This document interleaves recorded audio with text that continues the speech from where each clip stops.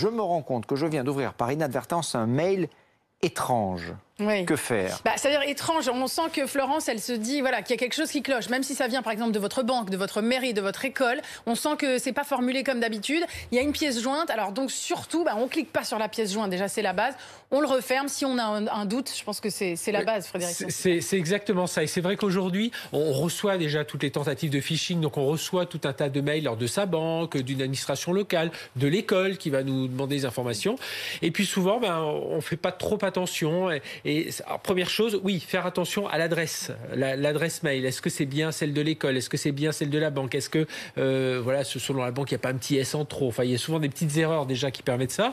Le type de message aussi, on peut voir, ça continue encore aujourd'hui, il y a des fautes d'orthographe, il est tourné un peu bizarrement. Pourquoi ils m'écrivent à ce moment-là? Mais c'est vrai qu'à côté de ça, on est un peu moins vigilant aussi. On est un peu dans une situation un peu traumatisante. Ça arrive n'importe quand, mais effectivement... Donc surtout, ne pas cliquer sur la pièce jointe. Si on voit, par exemple, je prends l'exemple, un mail qui vous arrive de votre prestataire d'électricité et que vous sentez que c'est un faux, il faut prévenir le prestataire d'électricité qu'il y a une usurpation d'identité. Et puis, bien entendu, par la suite, regardez bien, alors changez vos identifiants, vos mots de passe. Et puis, par la suite, bien vérifier votre compte en banque, voir qu'il n'y a pas eu des malversations sur votre compte parce que la personne a réussi à s'infiltrer dans tout ça.